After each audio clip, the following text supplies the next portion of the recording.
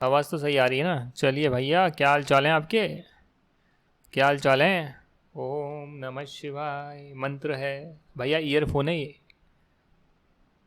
Earphone है, मेरा record है। मैं ईयरफोन को रख देता हूँ, ये ऐसे इसका गुच्छा बन जाता है अजीब सा। इसको सुलझाने में बहुत टाइम लगता है।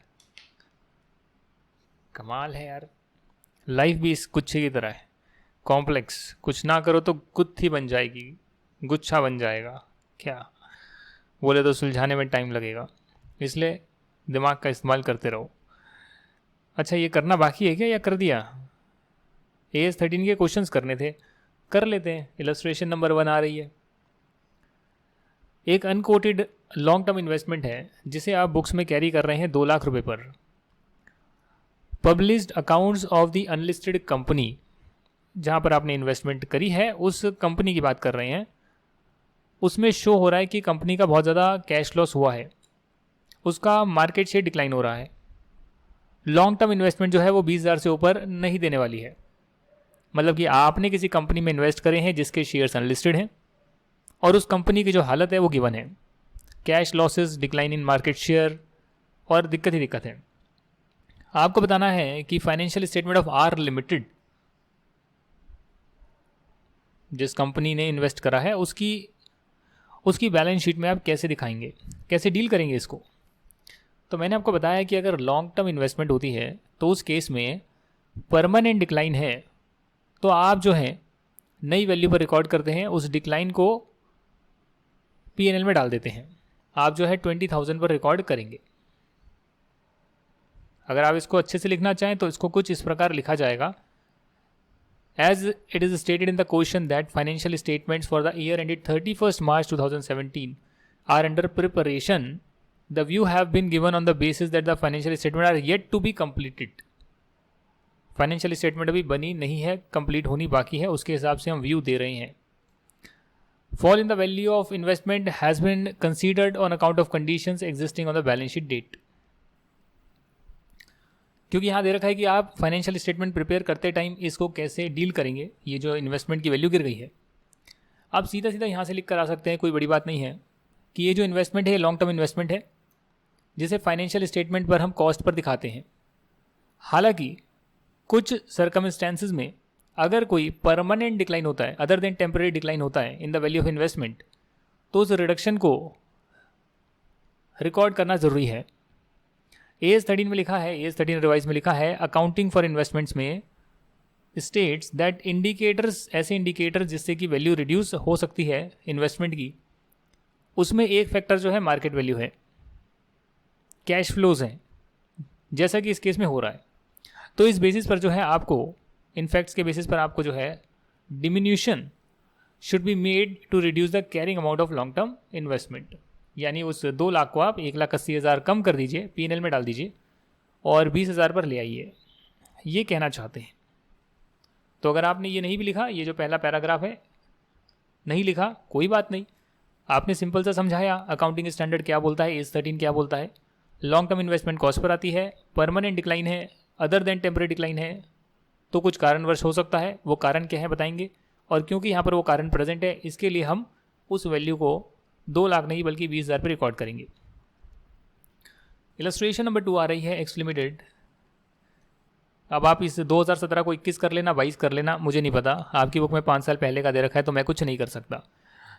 एक्स लिमिटेड जो है 1 जनवरी 17 को उन्होंने कुछ इन्वेस्टमेंट करी है 600 lakhs की in the equity shares of wild limited, जिसमें 50% लॉन्ग टर्म में करी है, 50% करेंट इन्वेस्टमेंट है, टेम्पररी इन्वेस्टमेंट है। रियलाइजेबल वैल्यू जो है ऑफ ऑल सच इन्वेस्टमेंट 31 मार्च 17 को वो 200 lakhs की है, दोनों की मिलाकर।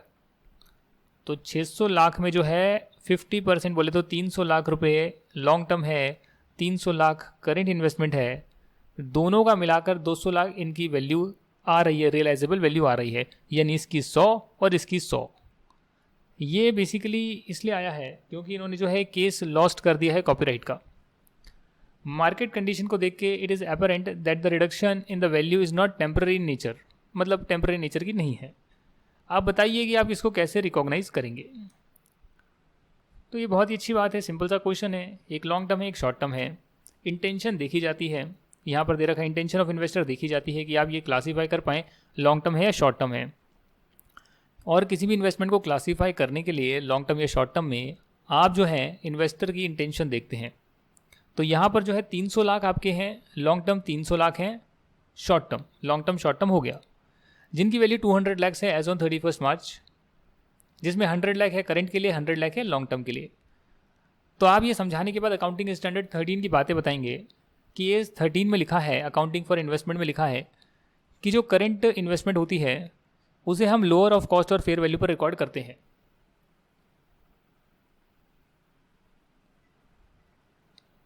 जहाँ पर मार्केट एग्जिस्ट करता है वहाँ मार्केट वैल्यू को ही हम फेयर वैल्यू मानते हैं। तो यहाँ पर जो कैरिंग वैल्यू है इन्वेस्टमेंट की, हेल्ड एज टेम्पररी इन्वेस्टमेंट, उसकी जो रियलाइजेबल वैल्यू है वो 100 लाख आ रही है और कॉस्ट जो है वो 300 लाख है करेंट इन्वेस्टमेंट की। तो करेंट इन्वेस्टमेंट में हम फेयर वैल्यू यानी कि रियलाइजेबल वैल्यू, मार्केट वैल्यू, कुछ भी कहना चाहो कह लो, उस पर या कॉस्ट पर जो कम होगा उस पर रिकॉर्ड करेंगे। तो हम उसे 100 लाख पर रिकॉर्ड करेंगे और 200 लाख को पीएनएल में डालेंगे। फर्दर जो लॉन्ग टर्म इन्वेस्टमेंट होती है उसे हम हमेशा कॉस्ट पर रखते हैं। हालांकि अगर कोई डिक्लाइन होता है परमानेंट नेचर का other than temporary in the value of long term investment, तो उस केस में कैरिंग अमाउंट जो होती है उसे हम रिड्यूस कर देते हैं टू रिकॉग्नाइज द डिक्लाइन। उसे हम रिड्यूस कर देते हैं टू रिकॉग्नाइज द डिक्लाइन। तो बहुत अच्छी बात है, कोई दिक्कत की बात नहीं है। हेयर वाई लिमिटेड ने जो है एक कॉपीराइट केस लॉस करा है, they have lost a case on copyright, जिससे ड्रास्टिकली इनकी वैल्यू जो है वो रिड्यूस हो जाएगी टू 1/3, जो कि एक सब्सटेंशियल फिगर भी है और साथ में ये परमानेंट नेचर का लॉस भी है, अदर देन टेम्पररी नेचर है। कंपनी की परफॉर्मेंस को लॉन्ग टर्म में इम्पैक्ट करेगा। तो इसीलिए it will be appropriate to reduce the carrying amount of long term investment by 200 lakhs and show the investment at 100 lakhs। 100 lakh पे इन्वेस्टमेंट को दिखाएं। इस डाउनफॉल को आप पीएनएल में डाल दें। तो कहने का मतलब यह है कि क्वेश्चन आया था सिंपल सा कि 600 लाख की इन्वेस्टमेंट है और उसकी वैल्यू 200 लाख रह गई है, 200 lakhs। डिक्लाइन परमानेंट नेचर का है, वो भी गिवन था, कॉपीराइट केस लूज कर दिया है, you have lost a copyright case. तो क्या करोगे? क्वेश्चन में ये भी गिवन है कि 50% करंट है, 50% लॉन्ग टर्म है, तो आप दोनों का अलग अलग बताएंगे। करंट इन्वेस्टमेंट की क्या अकाउंटिंग पॉलिसी है, क्या अकाउंटिंग स्टैंडर्ड बोलता है, लॉन्ग टर्म के लिए क्या बोलता है, क्या रियलाइजेबल वैल्यू है रह गई है, उस बेसिस पर आप देखेंगे आप कैसे कैसे इसको रिकॉर्ड करेंगे। तो इसका मतलब ये समझ में आता है कि जब भी आप कोई अकाउंटिंग स्टैंडर्ड का आंसर करें तो उसमें जो अकाउंटिंग स्टैंडर्ड की बातें हमने लिखी हैं उन बातों को आप लिख कर आएँ। Messrs innovative garments manufacturing company limited ने जो है इन्वेस्ट करा है शेयर्स में ऑफ अनदर कंपनी ऑन 1 अक्टूबर 2016। 2.5 लाख रुपए पर जो है 2.5 लाख रुपीज़ पर जो है इन्वेस्ट करा है। उन्होंने जो है अर्लियर पहले भी जो है उन्होंने गोल्ड में इन्वेस्ट करा हुआ था, सिल्वर में इन्वेस्ट करा हुआ था 1 मार्च 2014 को। मार्केट वैल्यू 31 मार्च 17 की गिवन है, शेयर्स की, गोल्ड की, सिल्वर की, तीनों की गिवन है। आपको बताना है आप किस पर इसे रिकॉग्नाइज करेंगे, बुक्स में क्या शो करेंगे 31 मार्च को, गारमेंट मैन्युफैक्चरिंग कंपनी की बुक्स में क्या शो करेंगे, ये आपको बताना है। चलिए पहले शेयर का देख लेते हैं। आपने 1 अक्टूबर को शेयर लिया है, किसी और कंपनी के शेयर्स लिए हैं जिसकी वैल्यू है 2.25 लाख। तो 2.5 लाख रुपए के शेयर हैं। अब पता नहीं ये करंट है, नॉन करंट है या लॉन्ग टर्म है, गिवन तो नहीं है क्वेश्चन में। करंट है तो डेफिनेटली आप इसको 2,25,000 पे रिकॉर्ड करेंगे और बाकियों के केस में क्या होगा वो भी हम यहाँ पर पढ़ते हैं, बट पहले यहाँ पर जानने की कोशिश करते हैं।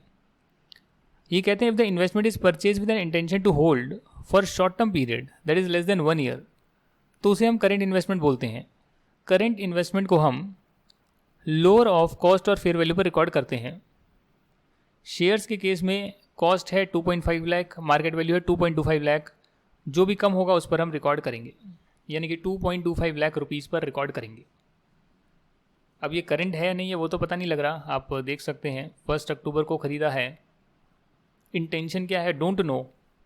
अगर इक्विटी शेयर्स को लॉन्ग टर्म के लिए लिया जाता, मोर देन 1 ईयर के लिए लिया जाता, then should be considered as long term investment to be shown at cost in the balance sheet of the company. However provision for diminution should be made to recognize a decline। अगर permanent decline हो रहा है other then temporary decline हो रहा है तो उस case में आप उस डिमिन्यूशन को रिकॉर्ड करेंगे। तो यही मैं सोच रहा था कि यहाँ पर क्वेश्चन में पढ़कर पता नहीं लग रहा कि ये शॉर्ट टर्म है लॉन्ग टर्म है, कुछ समझ में नहीं आ रहा। तो हमने करंट इन्वेस्टमेंट मानकर इसको कर दिया। जी नहीं, आपने दोनों मानकर कर दिया। करंट है तो ये होगा, लॉन्ग टर्म है तो परमानेंट डिक्लाइन होगा। अगर उस केस में हम वैल्यू को गिराएंगे, अदरवाइज कॉस्ट पर रखेंगे। जहाँ तक बात गोल्ड और सिल्वर की है, उनकी इंटेंशन जो है लॉन्ग टर्म के लिए है, मोर देन 1 ईयर के लिए है, until and unless given otherwise.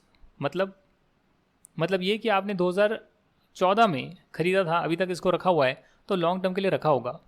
Unless and until question में गिवन हो कि नहीं भाई हम तो इसको अगले 12 महीने में निकाल ही देंगे, तो क्वेश्चन में ऐसा कुछ गिवन है नहीं, इसलिए लॉन्ग टर्म मानकर इसे आपने परचेज करा है, इसे आप कॉस्ट पर ही लाएंगे, इसे आप कॉस्ट पर ही कैरी करेंगे। तो 4 लाख और 2 लाख पर कैरी करेंगे। एक्चुअली ये मेरे पेपर में क्वेश्चन आया था, मुझे याद नहीं मैंने क्या किया था उसमें। किया तो मैंने ऐसे ही कुछ था, शेयर को कम पर किया था, गोल्ड सिल्वर को उतने पर ही वैल्यू किया था। हाँ, मई 12 में आया होगा शायद ये क्वेश्चन। हाँ, मेरे पेपर का क्वेश्चन है ये। किया क्या था पता नहीं, 72 मार्क्स आए थे मेरे अकाउंट्स में। सही होगा गलत होगा भगवान जाने, कुछ भी प्लस माइनस कराए थे ऐसे ही बस। चलो भाई जो होगा देखा जाएगा, कर दो, तीर तुक्का लगा दो इस क्वेश्चन में। बट आपको तो क्लैरिटी मिल गई ना, मैंने क्लैरिटी दे दी ना आप लोगों को। हाँ, भले ही मैंने मज़े में क्लियर करे हो एग्ज़ाम, आपको तो मैं क्लैरिटी दे रहा हूँ ना, तो आप सही से चीज़ें लिख कर आइए ताकि पूरे नंबर मिले, 80-90 मार्क्स आए आपके। ABC limited wants to reclassify its investments. Reclassification हमने किया था अपने अकाउंटिंग स्टैंडर्ड में, लास्ट में किया था। आपको बताने कितनी अमाउंट ट्रांसफ़र करोगे इस इन्फॉर्मेशन के बेसिस पर। अ portion of current investments purchase for 20 lakhs। Current investment है, लॉन्ग टर्म में क्लासीफाई करना चाहते हो, मार्केट वैल्यू 25 लाख है, क्या करोगे बताइए बताइए। अगर आप करंट को लॉन्ग टर्म में कन्वर्ट कर रहे हैं तो उसकी कॉस्ट या fair value which ever is lower, उस पर आप जो है लॉन्ग टर्म में क्लासीफाई करेंगे। तो दोनों में से लोअर क्या है, 20 लाख ही है, तो 20 लाख पर ही लॉन्ग टर्म में क्लासीफाई कर देंगे, रिक्लासीफाई कर देंगे। Another portion of current investment जो है 15 लाख का लिया था, मार्केट वैल्यू 6.5 लाख रह गई है, लॉन्ग टर्म में रिक्लासीफाई करना चाहते हो तो 6.5 लाख में रिक्लासीफाई कर दोगे। सिंपल है, कोई दिक्कत की बात भी नहीं है। सर्टेन लॉन्ग टर्म इन्वेस्टमेंट है no longer considered for holding purpose, यानी कि अब इनको ज़्यादा टाइम तक नहीं रखना है, जल्दी से जो है हम बेच देंगे अगले 12 महीने में, भले ही पहले लॉन्ग टर्म क्यों ना हो, उससे आप करेंट इन्वेस्टमेंट में रिक्लासीफाई करना चाहते हैं। ओरिजिनल कॉस्ट है 18 लाख, हालांकि बुक्स में जो है इसको 12 लाख पर रिटर्न डाउन कर रखा है, बिकॉज टेम्पररी डिक्लाइन नहीं था, कोई परमानेंट डिक्लाइन था, उस वजह से इसको 12 लाख पर ले आए थे। क्या करेंगे बताइए आप, पहले का 20 लाख, दूसरे का 6.5 लाख, डेफिनेटली जो डिफरेंस होगा उसको P&L में डालेंगे, ये बताने की ज़रूरत नहीं है, कॉमन सेंस है। किसी की वैल्यू गिर जाएगी एसेट की वैल्यू, तो बाकी आपका लॉस होगा, लॉस को P&L में डालते हैं। ठीक है सर। आखिरी जो केस है उसमें डेफिनेटली लॉन्ग टर्म को शॉर्ट टर्म में कर रहे हो, 12 लाख उसकी कैरिंग अमाउंट है, तो जो भी लोअर है कॉस्ट या कैरिंग अमाउंट, तो आप उस पर जो है उसे आगे कन्वर्ट करते हैं, रिक्लासीफाई करते हैं। तो लॉन्ग टर्म को आपने करंट में रिक्लासीफाई कर दिया,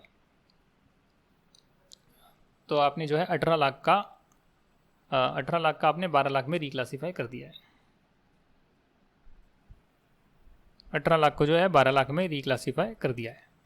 ठीक है सर, कोई दिक्कत, कोई शक? कोई दिक्कत नहीं है, हाँ सब कुछ हो गया। जी हाँ, एक्चुअली मैंने अपने ब्रदर से डिस्कस किया था वो वाला पॉइंट कि एक कंपनी ने शॉर्ट टर्म में दिखाया, करेंट इन्वेस्टमेंट में दिखाया है। पहले शॉर्ट टर्म बोलते थे, शेड्यूल चेंज हो गया तो करेंट नॉन करेंट बोलने लग गए, करेंट लॉन्ग टर्म बोलने लग गए। हमारे टाइम तो शॉर्ट टर्म लॉन्ग टर्म बोलते थे। तो करेंट इन्वेस्टमेंट में दिखा रहे हैं, बेच रहे नहीं है, अगले साल भी करंट में आ रहा है, उसके अगले साल भी करंट में आ रहा है। ऑडिटर कह रहे हैं सर ये तो करंट नहीं है, ये लॉन्ग टर्म होगी। कह रहे हैं नहीं, ये देखो एग्रीमेंट, अभी बेचने वाले हैं, बस करंट में दिखाएंगे, बेचेंगे नहीं। अगले साल फिर वही, सर अभी बेचने वाले हैं। तो अपनी मर्ज़ी से वो जो है क्लासीफाई करते रहते हैं। डॉक्यूमेंट के आधार पर जैसे बैलेंस शीट बनानी है वैसे बना सकते हैं, जो प्रॉफिट दिखाना है दिखाया जा सकता है, मैनिपुलेट करना है करा जा सकता है, ऑडिट में भी वर्किंग पेपर सही दिखाकर गलत रिपोर्ट पे साइन किया जा सकता है। ये कैसे करते हैं वो सिखाना मेरा काम नहीं है, और मैं खुद भी ये काम नहीं करता हूँ। लोग करते होंगे, बट क्योंकि मुझे पता है कि ये सब भी होता है तो इसलिए मैं ये सारा काम नहीं करता हूँ और इस काम से मैं दूर रहता हूँ और अपनी शांतिपूर्वक ज़िंदगी जीता हूँ, मतलब जैसे हम जी रहे हैं। इसी के साथ आपका जो है अकाउंटिंग स्टैंडर्ड 13 कंप्लीट हो गया है। और AS 16 जो है बोरोइंग कॉस्ट, वो आप नेक्स्ट क्लास में करिएगा और मेरे साथ बोलिएगा जय महाकाल, मतलब कि अकाउंटिंग स्टैंडर्ड कंप्लीट। बस इतने ही थे और नहीं कराओगे? मन करेगा तो ग्रुप 2 के भी करा देंगे, मन करेगा तो इंड AS IFRS भी करा देंगे, मुझे भी मज़ा आएगा, वरना ये बच्चों वाली चीज़ कब तक कराते रहूँगा। देखते हैं, कुछ तो मज़ेदार करेंगे, आगे आगे देखो होता है क्या। चलिए फिर, नमस्कार, मतलब अगली क्लास में मिलेंगे, टाटा बाय बाय।